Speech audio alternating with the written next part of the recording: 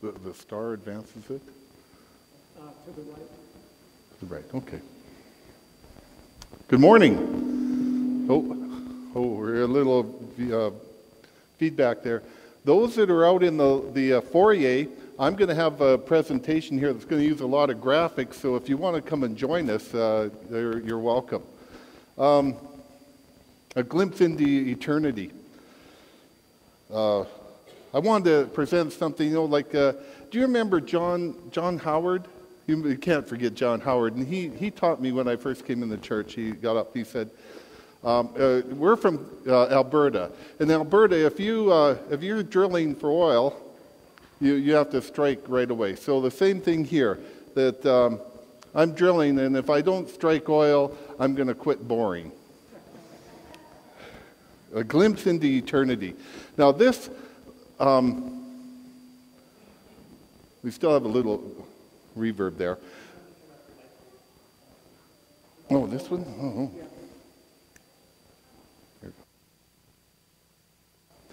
I often wondered what eternity would be like. How could God take somebody like me, you talk to my wife, I'm not the sharpest tool in the shed, I'll be told something and I forget it.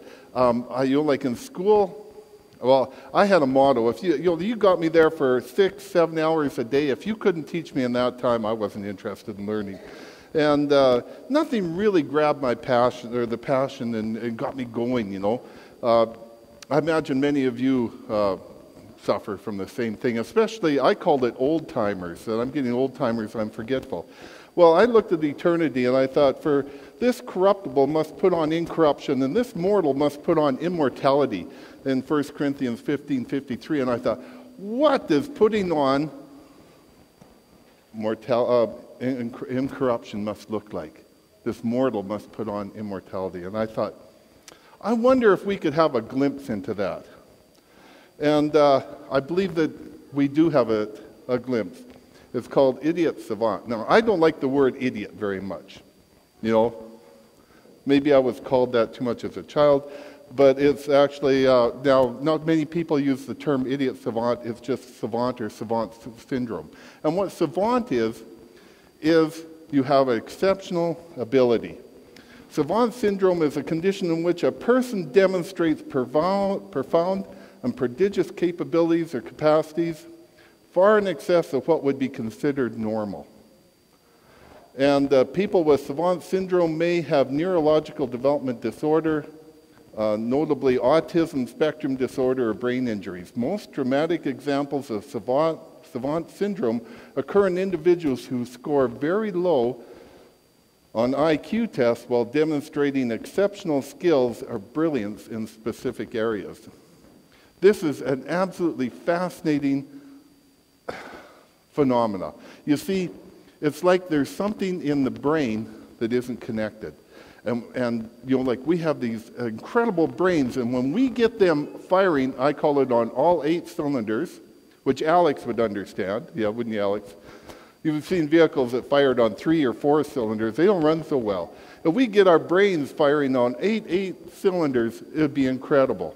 And I believe this is what we see, the phenomena happening within individuals around the world. They're firing fully on their brain. The problem is many other things come with it that aren't so good.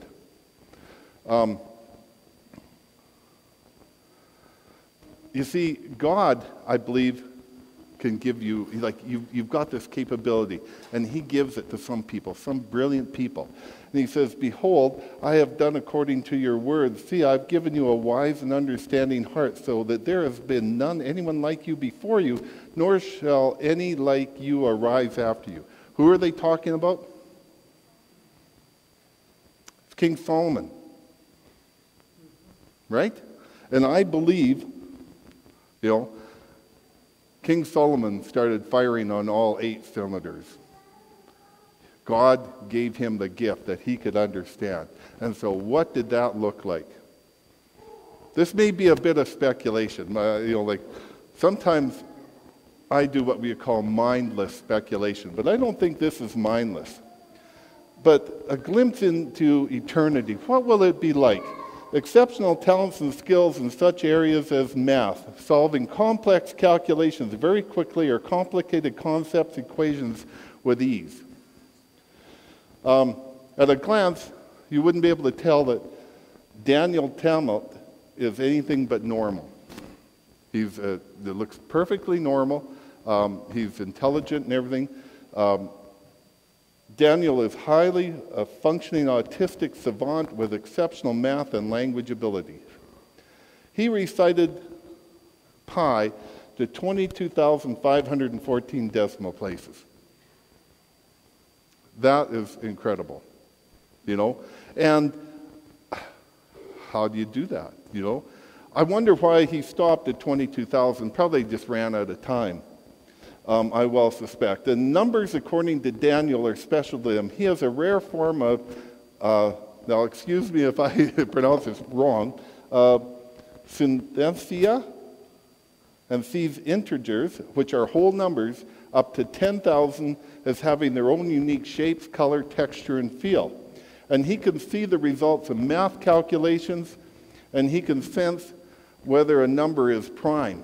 Now, what this like you talk to him when he does math problems and you give him a number, he sees it as a shape. And then you divide it, you tell him, divide it by this number here. He sees that number as a shape. He puts the two shapes together and he sees a third shape, and that is the answer, and he will give you the answer. And like all that he described, I've seen him on TV, he describes these, it's just incredible. How could you see numbers as shapes and put them together? And this guy is brilliant, just brilliant. He speaks 11 languages, and one in which is Icelandic, which he learned in 1 week. They took a challenge of him. They flew him to Iceland, and they gave him 1 week to learn their language. And they interviewed him on a TV show in Iceland. Spoke perfect Icelandic, 1 week.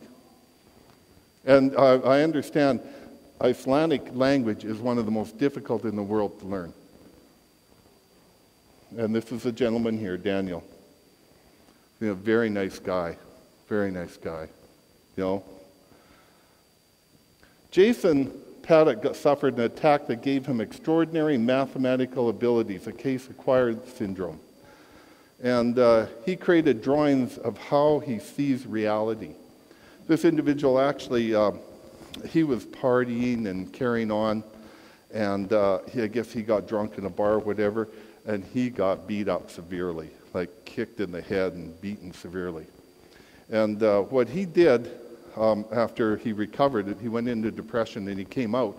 Then he started being fascinated with math. And what he did was he drew a circle, and then inside the circle, he drew like 180 triangles. Then he drew 360. Then he drew 720 triangles inside the circle, and he made them smaller and smaller and smaller. And then each triangle, what he did was he calculated the area of it. And he said this he did on his own, and that's how we discovered they came up with pi. Okay? It's by measuring the area of the circle. And here's his drawing that he did. Well, I'm in your way, I'm sorry. It's quite a drawing, a nice fine pen. And interesting, you see, he sees things in mathematical terms. So a hand, this is the way he sees a hand. The guy, exceptional. And this is Jason. And he's a quite famous mathematician. He was actually doing some stuff. He was in a cafeteria, and a physicist saw him doing these calculations just off chance, and says, like, hey, what are you doing? And he says, oh, I'm into math, kind of. And then the physicist got him into school, taught him stuff, and away he went. There's exceptional talents and skills in such areas as art. And with ease, they draw beautiful paintings and detailed sketches and sculptures and stuff like that. It comes naturally. And as a young child, Stephen Wiltshire was a mute. He was diagnosed with autistic and was sent to school for special needs children. And there he discovered a passion for drawing. First he did animals, And then he did London buses and buildings and city landmarks. And throughout his childhood, Stephen communicated through drawings. And he learned to speak at the age of 9. And these are the kinds of drawings he does. Now, you look at that, okay, the detail and everything. Here's one of Central Park. He goes and he looks at it for a couple of seconds, goes away, and draws this. He doesn't have to sit there and watch and go like this. He sees it, he draws it. This is actually a picture of Central Park. There's his drawing, and there's a photograph, and the detail he's got there. Here he is. And what they did with him on 2 occasions, the one I saw was they put him in a helicopter and they flew him all around Rome. He's done it for London too. Flown around in the helicopter, just fly around, see. Then they took him back to the studio, and then in a big, long mural, he draws what he saw on that circular tour from memory. And they had some people looking at it, and they said, there's a shadow here that seems out of place. And the program. What had happened is that they went back and they looked, and where he had drawn the shadow, it was the shadow of a person, and I guess he didn't want to draw people in there, but he drew the person's shadow. All from memory. Like, am I barking up the wrong tree here? Do you think that maybe we are capable of a lot?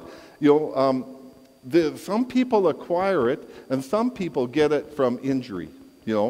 Some people, I'm not asking to get hit in the head. I'm sure we don't want to get hit in the head and to suffer something like this. But this, I think that if we're banging on 8 cylinders, this is what we're capable of. Almanzo Clemens, he suffered a brain injury as a child, and he has an IQ of 40 to 50. Do you know what I think this guy? I think he has an IQ of 240 and 50, like that, not 40 or 50. By the way we measure it, by the way God measures these people, he's able to create very accurate animal sculptures out of clay, okay? And all he has to do is he looks at the animal, just a couple of seconds, he can look at the animal, he can look at a 1 or 2-dimensional picture and come up with just by memory. He does 3-dimensional, like I said, sculpturing, and he's most known for a life-size horse he did. I haven't seen the horse, but here's one of the ones he did. It's a bull. And, like you go online and look, and it's just beautiful stuff. And this is Almanzo, Again, beautiful person, a beautiful mind. Exodus 31, verse 1 says, Now the Lord spoke to Moses, saying, See, I have called by name Bezalel. I'm not very, this is something I don't have. I can't see words and then go, that's the way they are. I have to add my own letters and stuff like that. The son of Uri, the son of Hur of the tribe of Judah, I've filled him with the spirit of God and wisdom and understanding, knowledge, and all kinds of craftsmanship. To make artistic designs for gold and work and silver and bronze and cutting stones. This individual here, God gave him the Spirit. And these are the people that made all the stuff for the sanctuary, all the beautiful, intricate stuff. But the Spirit of the Lord was upon him. I believe these people were working with a full mind, okay? Music is the most fascinating. The people that do music are just incredible. I watched one again, a person that I'd seen years ago, and the things he's doing. But they can compose and play music with no lessons or even practice. That there's people like that. Well, let me show you. There's Leslie Lamette, who's born with severe birth defects resulting in the removal of his eyes. And the 3 musicians I had a look at, all 3 of them are stone blind. This nurse named Mary adopted him when he was 6 months old, and he couldn't stand until he was 12. At 15, Leslie finally learned to walk. Now, I know this individual. You do? He's living in Wisconsin, isn't he? Yeah? We heard him.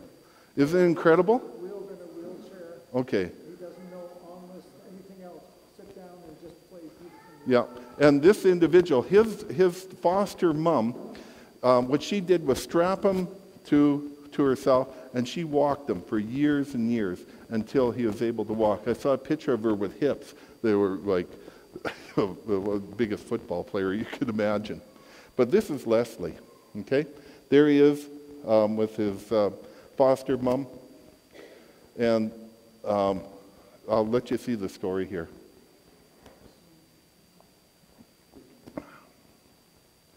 That should automatically play. Can you do anything about that, Chris?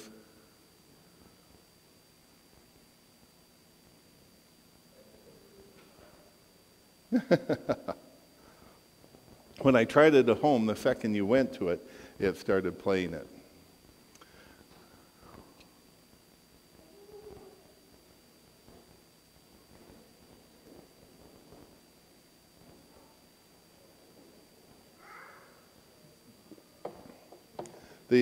Leslie, you saw him in concert. Did he do where he asked the audience to name a theme or something like that, and then they'd give him notes to play, and then they'd give him the style they wanted it in, and he instantly would compose music right there. And the one I saw in 60 Minutes, they had him compose one in ragtime to the clock. In 60 Minutes it goes tick, tick, tick, tick, tick, tick, tick, and they composed... he composed a piece, just hearing it, and just sat down and did it, right there. I have a DVD of a concert. Yeah, incredible, individual. He, how's it like? No, okay. I'm sorry. I'll give you a little bit on what happened. Is that his mother prayed and prayed for this individual that give me a miracle. The kid was in terrible shape. And one day, they had been watching TV.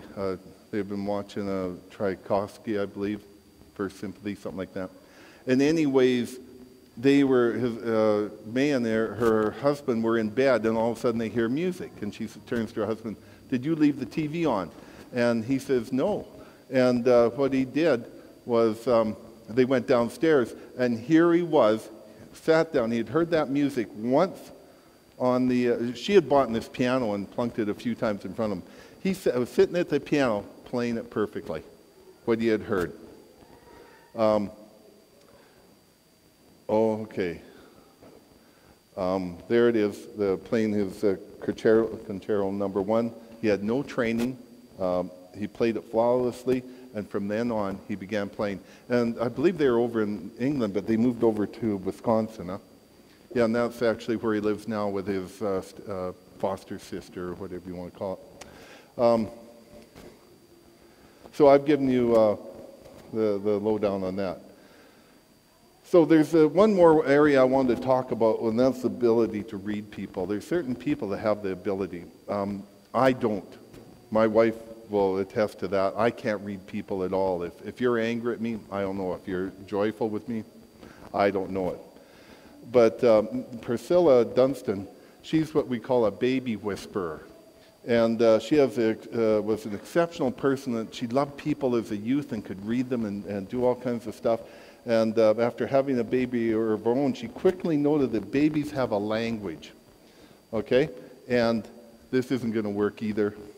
It's her, but it's too bad because you listen to these babies, and na means hungry, o is they're sleepy, ha is discomfort, ear, and there's a little r at the end, that's they have lower gas pain, is when they have to burp. And this is Priscilla here. She's from Australia. And she has written a book, and you go on YouTube. My son, they had a baby recently, and they must have seen this. I didn't know what they had saw, but they they knew about reading the baby, and just practicing. So, anyways, it's written that eye has not seen, nor ear heard, nor have entered in the hearts of men the things God has prepared for those that love Him. And I think that through these people, these exceptional people, we can kind of get a glimpse of what eternity will be like. In the spirit of prophecy, it talks about when we get to heaven, we're all going to be given a harp, and then we're all going to play together, I thought, how could that be? Well, if somebody plays the music once through, we stroke our harp one time, and we have a brain that's capable, that's how we're going to do it. Amen? Thank you. I'll turn the time over again.